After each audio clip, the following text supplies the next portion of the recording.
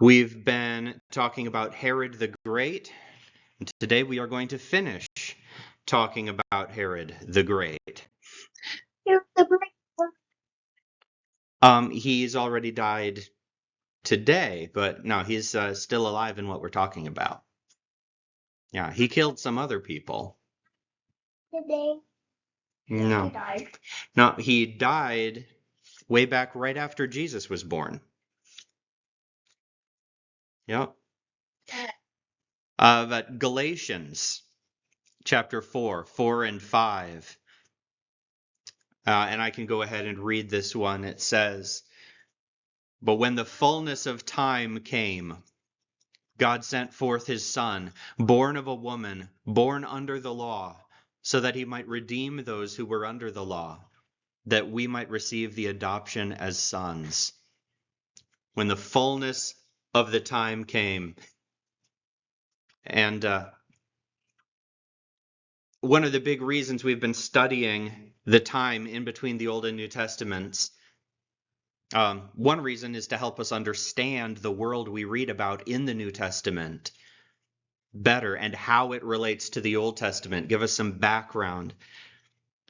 And another reason is to help us see what God has done in the history of his people, all of history, even the history that isn't recorded in Scripture itself, is a story he has told. What's that?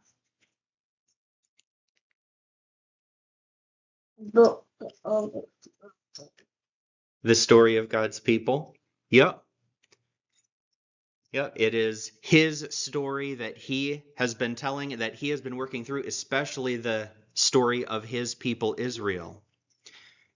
And we can see his hand at work. We can see his promises being fulfilled. And the third reason is to understand really what this verse is talking about. When the fullness of time had come, what does it mean that God sent his Son in the fullness of time, or at just the right time? What was it about this moment in history that made it the perfect time for Christ to be born? How did he prepare the world and prepare his people? And today we are going to start tying together the story we've been learning with the history we know to see how they come together. We're going to enter the New Testament today. And of course, Herod the Great is talked about in the New Testament briefly. Herod was a bold and efficient leader with a terrible family life and a very uneasy relationship with the people he ruled. Obi, I need you to be quiet when you're not asking a question, okay? And when you ask a question, I need you to raise your hand. All right, thank you. So a lot of Herod's reign, a lot of his life was about his struggle to find acceptance, to be seen as legitimate by his people. But yeah, he struggled personally in a lot of ways because of the mistrust he had of others. He sentenced his wife Mariamne to death and was never really the same after that point in his life. The story goes that he kept her body preserved in honey, actually, so that he didn't have to bury her, and would take her out and look at her every once in a while. He was a little bit obsessed in an unhealthy way. He did eventually remarry, though, to another woman who was also named Mariamne and was also the daughter of a priest. In fact, he made Mariamne II's father high priest to raise her status so that he could justify marrying her. We don't know. We don't have a picture of her. But I need you to raise your hand when you ask a question, remember. And then I need you to wait for me to call on you. Oh, okay. Yeah. Okay, so far from what we've seen of the guy, it doesn't seem like Herod did much of anything that would justify calling him Herod the Great. But in terms of what he accomplished as a ruler, he really was the greatest king of Israel since Solomon. And we'll look at a little bit of that this morning. He did a lot of things. He rebuilt and expanded several cities, including Samaria. He rebuilt Samaria. But this place is called Caesarea Maritima. So Caesarea on the sea, to distinguish it from other cities called Caesarea. Yes? What?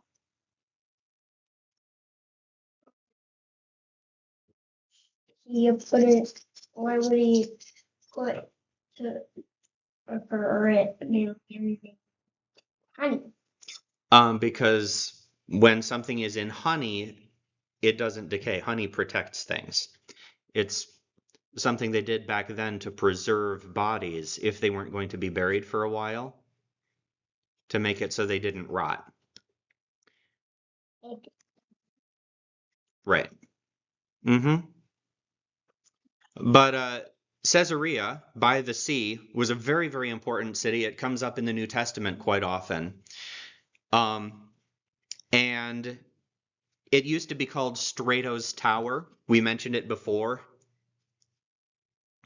And Israel, one of the problems Israel had internationally, they were a great land route that people could pass through, but there wasn't really a good harbor that they had anywhere along the coast. It was very, very rocky, which you can kind of see in the picture. Herod constructed an artificial harbor. There wasn't a harbor, so he made one. This whole little beach here didn't used to be there. He used, you can't really see it anymore, but it's still there, a lot of it, a special kind of concrete that hardened underwater. To build this harbor, to make it so that ships could easily sail to Israel.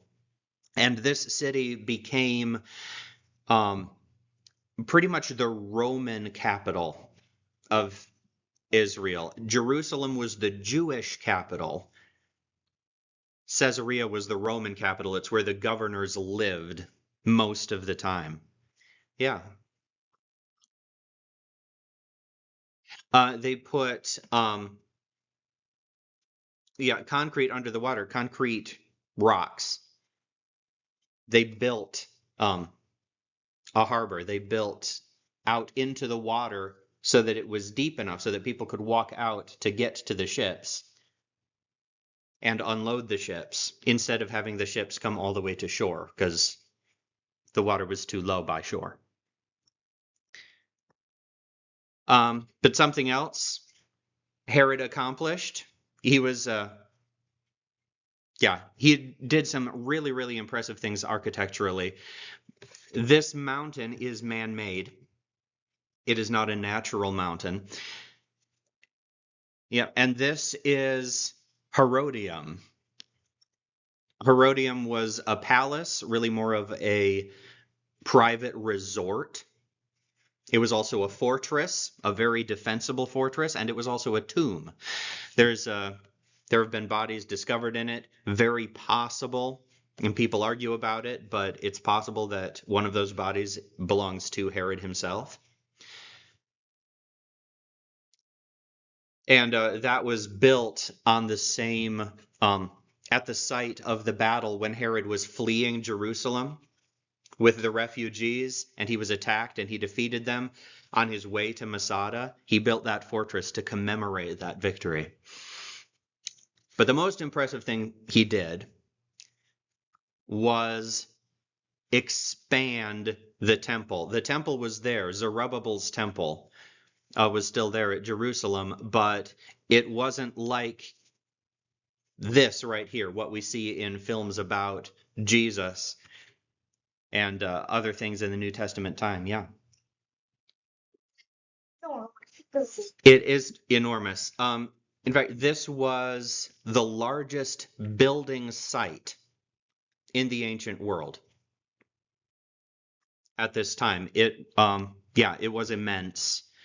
The main temple, the core temple right there, was in disrepair, but it was there, and Herod repaired it. That part of the construction didn't take too long, but that huge pavement around it and the colonnades on the side and the height of that whole area, that was constructed by him. And you also see in the corner,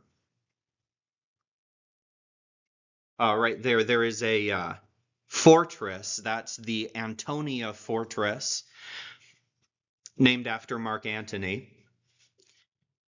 And that was the place where soldiers would have been stationed, Roman soldiers in Jerusalem. So in Acts chapter 21, when Paul was taken to the barracks, it says, but among the crowd, some were shouting one thing and some another. And when Paul couldn't, when he could not find out the facts because of the uproar, the Roman official ordered Paul to be brought into the barracks. And when he got to the stairs, he actually was carried by the soldiers because of the violence of the crowd. So that was the Antonia Fortress, almost certainly, that they brought him to. And most likely it's also where the Roman soldiers who went to arrest Jesus were stationed. Yeah.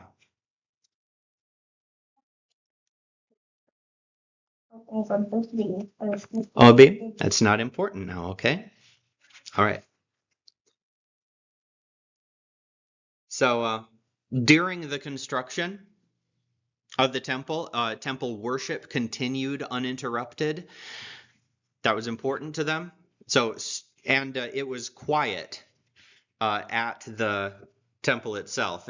There weren't the sounds of chisels and the way that they had done things in Solomon's day. They cut the stones quite a distance away and transported them and assembled them here at the temple site. And the most holy places of the temple itself that needed reconstruction were made by the priests themselves. Only priests were allowed to be part of the building effort. So those places remained holy even during the work. And Herod originally planned to overlay the whole temple with gold. That was his vision. He was actually asked not to by the priests because the white stone was so beautiful the way that it was. They didn't want to change it. But in the Jewish antiquities, it says this, and now Herod, in the 18th year of his reign, undertook a very great work to rebuild the temple of God, to make it larger in size, and to raise it to a most magnificent height. He considered this to be the most glorious of all his actions, which it certainly was, and that it would serve as an everlasting memorial of him. The temple itself was built by the priests in 1 year and 6 months. So the main temple, 1 year and 6 months, pretty quick construction. And upon its completion, all the people were full of joy and returned thanks to God for the zeal the king had shown for the project. So Herod is changing his public image here a bit. He is becoming a king that the people are grateful to, a king that people recognize cares about their religion, cares about God. And they feasted and celebrated this rebuilding of the temple. And the king sacrificed 300 oxen to God. The rest sacrificed according to their ability, and the number of sacrifices was beyond count. It is also reported, Josephus says, during this time that the temple was being built, it did not rain in the daytime, but that the showers fell only at night, so that the work was not hindered. This is what our fathers have told us, nor is it incredible if one has regard to the manifestations of God. If you believe that God exists and can do things at all, this shouldn't be hard for you to believe, he says. Whether it's actually true or not, I don't know. But the entire complex, the whole big thing, wasn't completed actually until after Jesus' ministry. It was an incredibly long project. And Actually, it was completed only a few years before it was destroyed.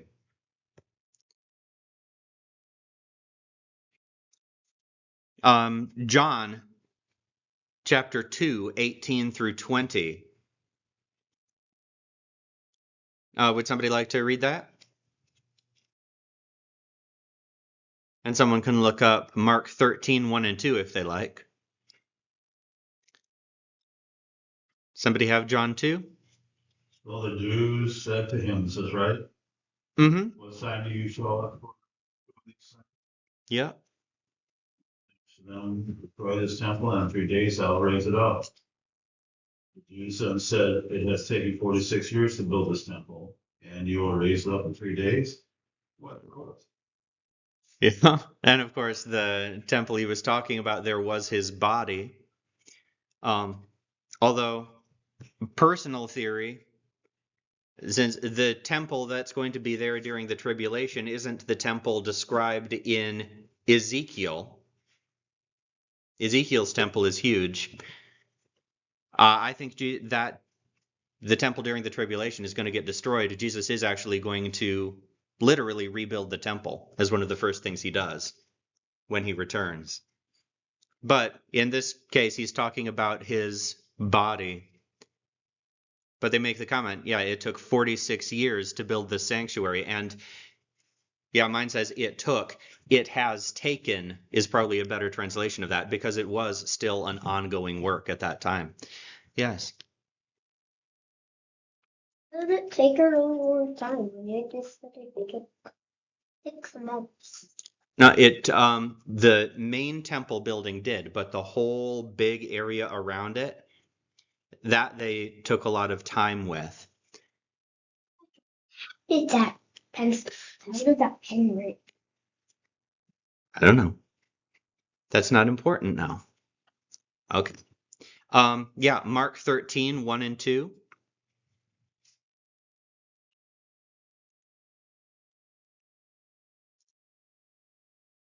I can read this one.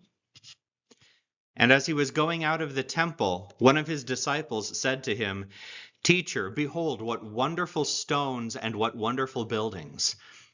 And Jesus said to him, Do you see these great buildings? Not one stone will be left upon another which will not be torn down. And just so we can understand what impressed the disciples so much and why it took so long to build, honestly, the largest stone that we have discovered in the western wall of the temple measured 11 feet and 6 inches high,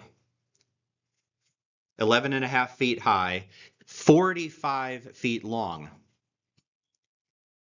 and weighed about 570 tons. Okay, so there's a good chance that some of the other stones were even larger than that. So very, very impressive construction, even by today's standards. Yeah. Did the building How many pounds did the building weigh altogether? I have no idea. It was very heavy, though. You wouldn't have been able to lift it. Okay, but not every change that Herod made to the temple was popular. Most notably, over the main entrance to the outer court, so the court of the Gentiles, Herod mounted a golden statue of an eagle over the doorway. So why was this a problem, do you think, for some people?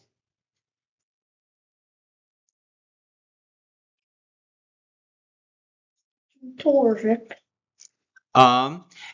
He didn't build it as a statue to worship, but yeah, that's what a lot of people said, that it was idolatry, that it was a graven image, that it broke the second commandment. Now, it's also easy to see how that could be debated. I mean, in the original temple, there were cherubim, there were things engraved on the walls.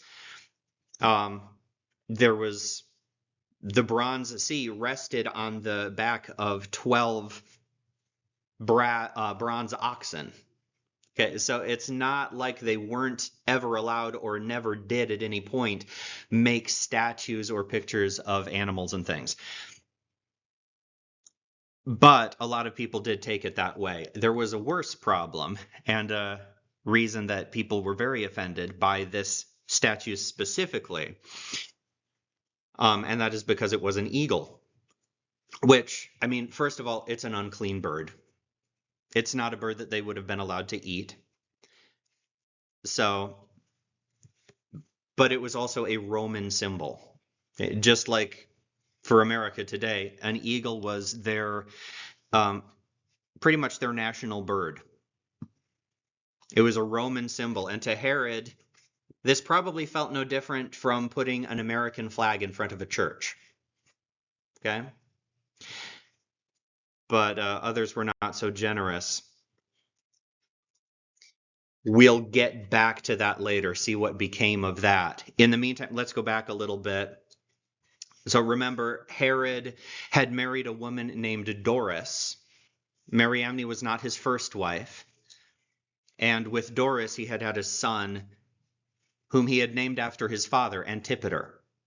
So Antipater II was Herod's oldest son. And then, of course, he divorced her. He married Mariamne so that he could have that legitimacy, so that he could have sons that would be able to take over in the Hasmonean family. They could be the new kings and be seen as legitimate for that reason. And Herod and Mariamne gave their sons names that were already common in the Hasmonean family. They were named Alexander and Aristobulus, two names we've heard before. Yes, they are. But yeah, we'll talk about that in just a sec here. So, yeah, Herod knew the Jews didn't see him as a legitimate king, but he hoped that they would accept his sons. And to make a long story short, a very long story short, and if you want the long version, you can read it in Josephus, in either the Jewish War or the Jewish Antiquities. You can find both books for free on the internet or at the library. And you can decide for yourself what you think really happened, whether they were plotting against him or not, what the situation was. But Herod's first son, Antipater, spread rumors that Alexander and Aristobulus were plotting against Herod. Were trying to kill him and take the kingdom for themselves. And Herod believed these accusations and had Alexander and Aristobulus strangled to death, had them executed.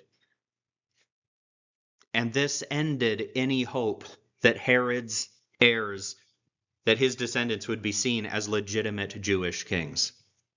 That whole plan just went out the window. And it also finally ended the Hasmonean line.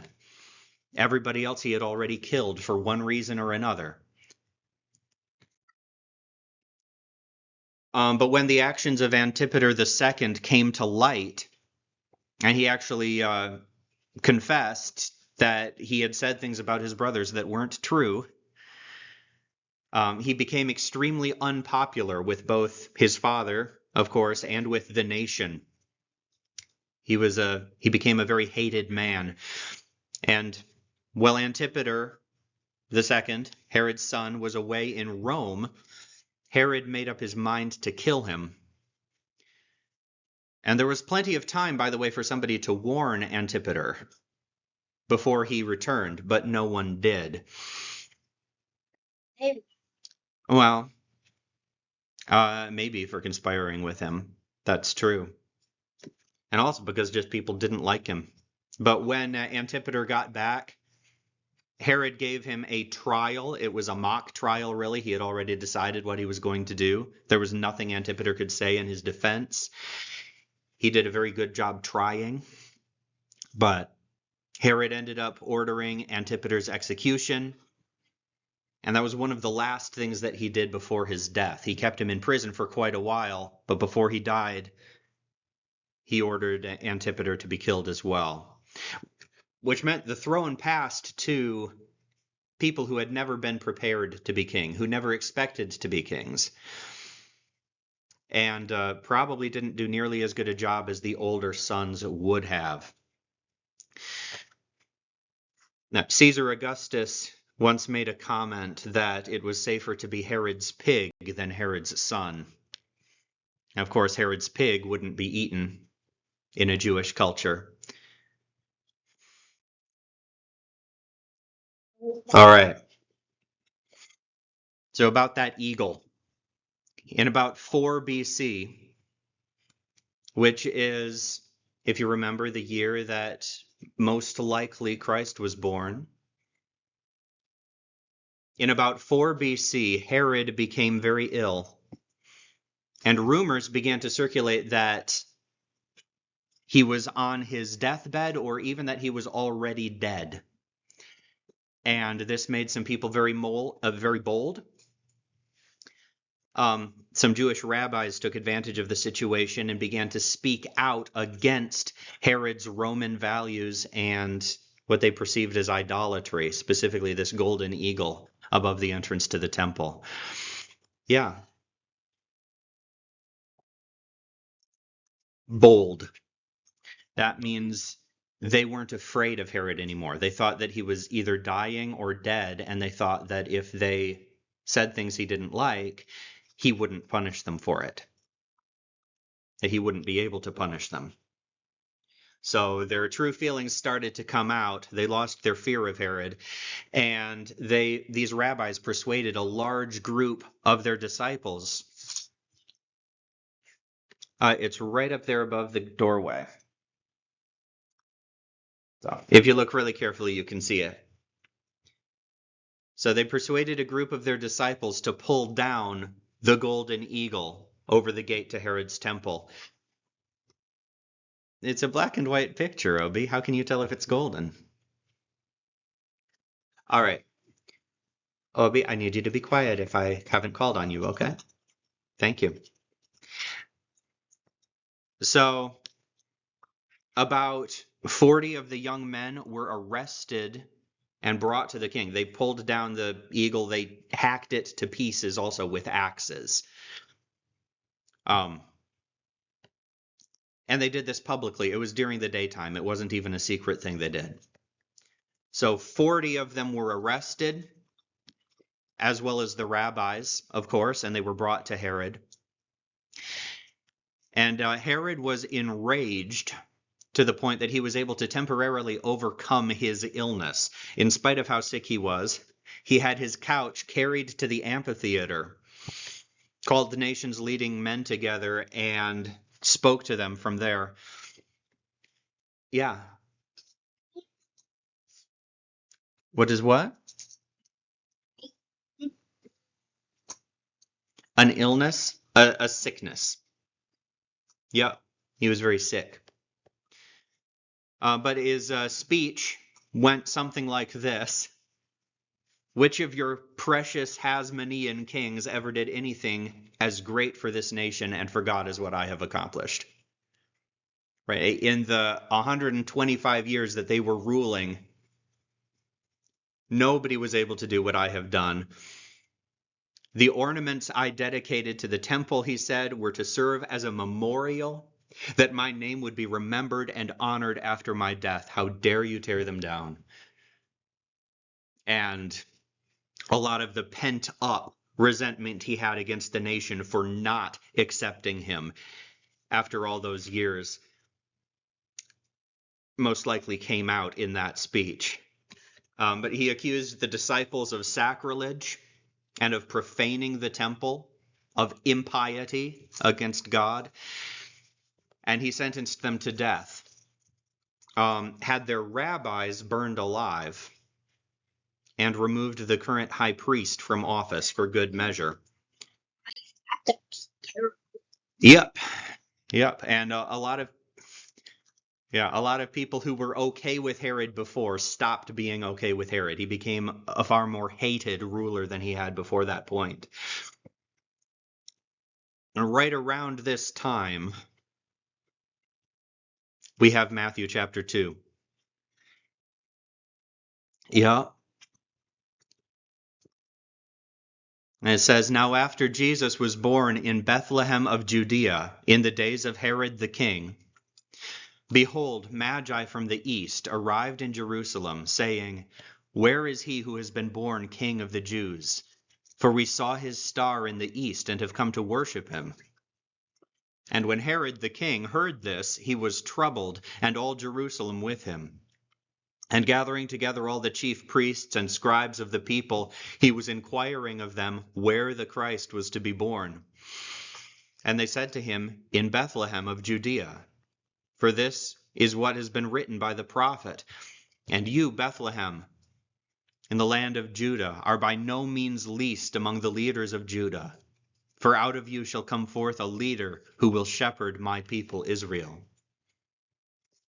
Then Herod secretly called the Magi, and carefully determined from them the time the star had appeared. And he sent them to Bethlehem and said, Go and search carefully for the child, and when you have found him, report to me, so that I too may come and worship him. Yes.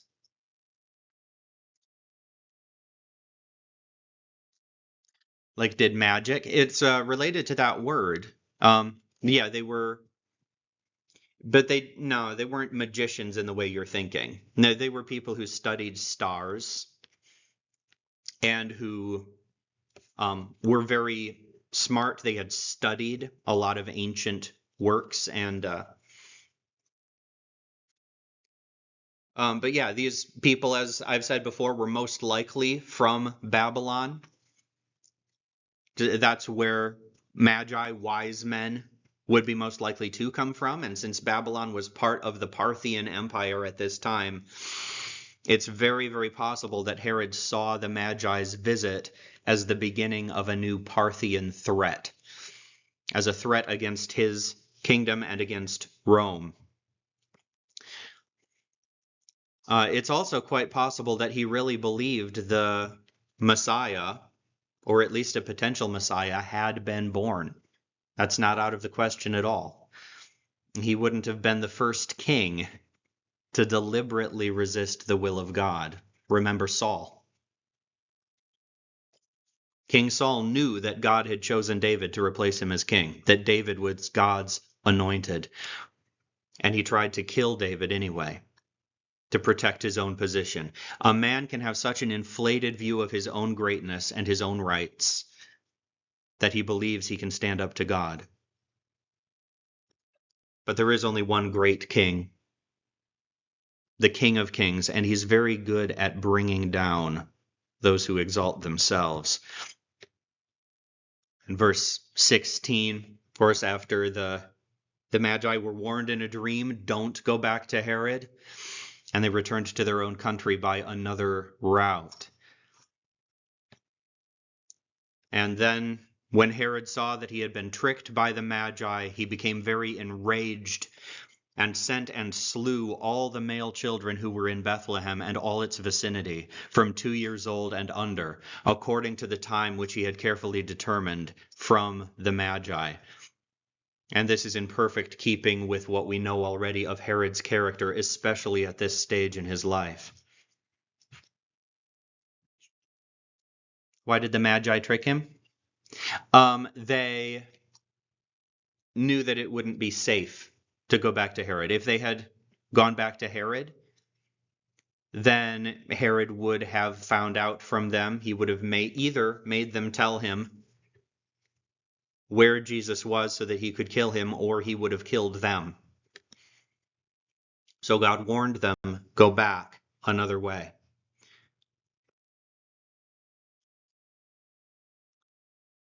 So let's finish up the story of Herod the Great here.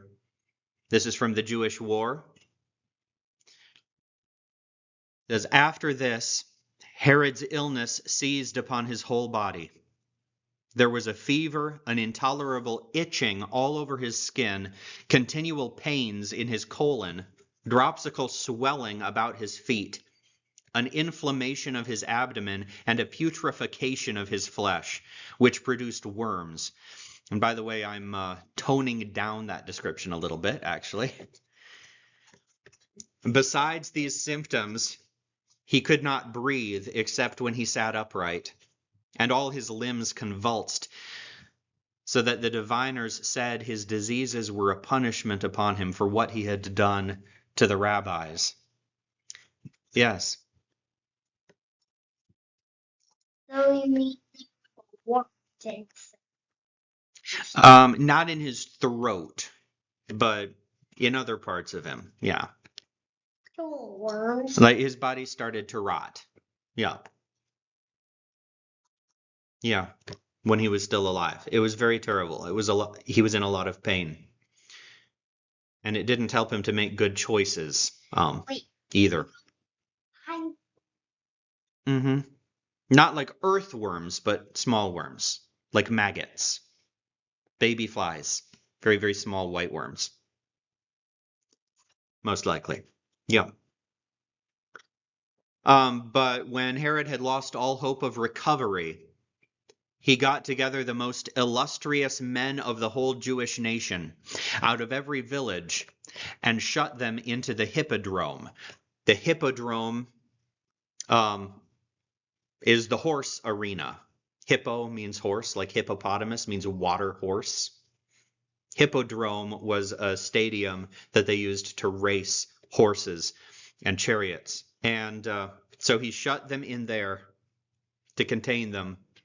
And then he called for his sister Salome and her husband Alexis. And he made this speech to them. He said, I know that the Jews will hold a celebration when I die. But I will have a splendid funeral if you do as I say. Send soldiers to surround these men that are now in custody and slay them immediately upon my death. Then all Judea will weep when I die, whether they want to or not.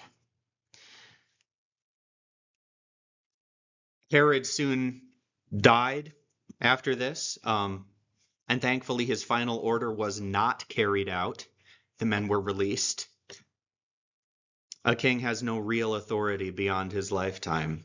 Yes, Obi. how small are the worms in a hippodrome? Very, very small. What's that? Looks nothing like a horse. A hippo looks nothing like a horse. No, but that's what its name means. The name hippopotamus means water horse. Yep.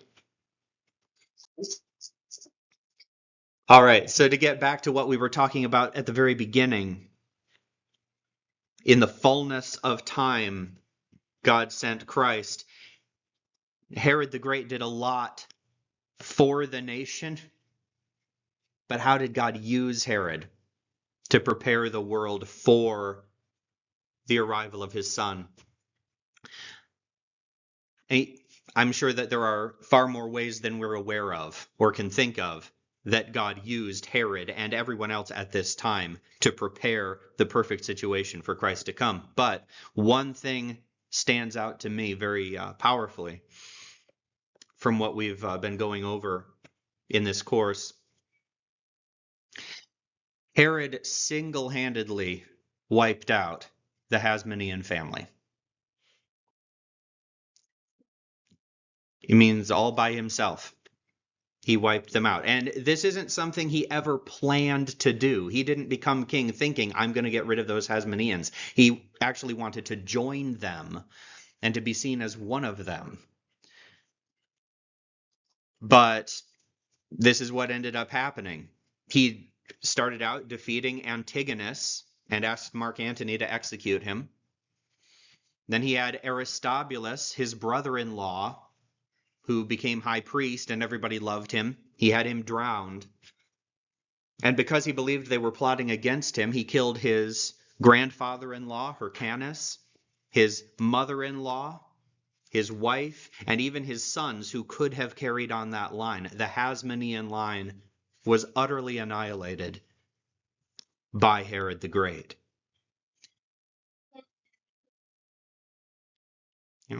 So the Hasmoneans are not in the New Testament at all. They died. And I believe this is one of the things that had to happen to prepare the Israelites for their Messiah.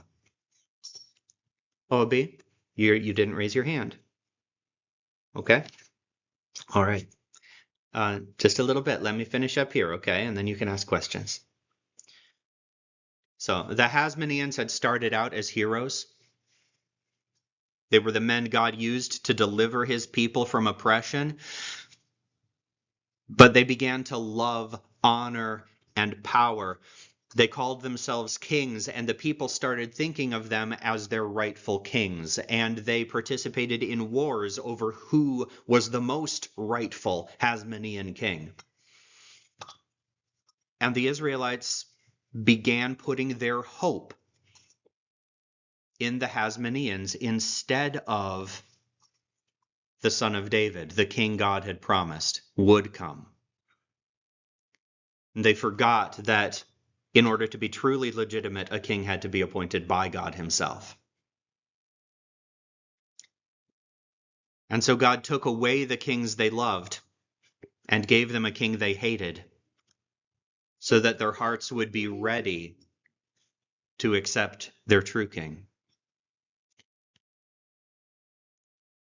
Any questions or thoughts before we close this morning?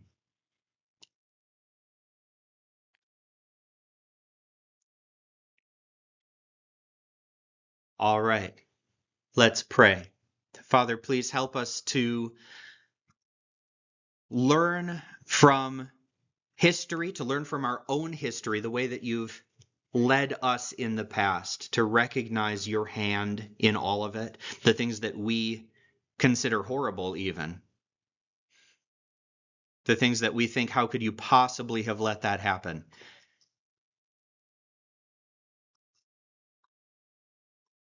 Help us to recognize the good that you are trying to grow in us, the way that you are trying to draw us to yourself, get rid of idols in our lives. Help us to focus on your glory and not our own glory and legacy. Help us to submit to you in every area. Have your way in us. And give us a good Sunday morning. Help us as we look into your word and as we praise you. Be glorified in all that we do.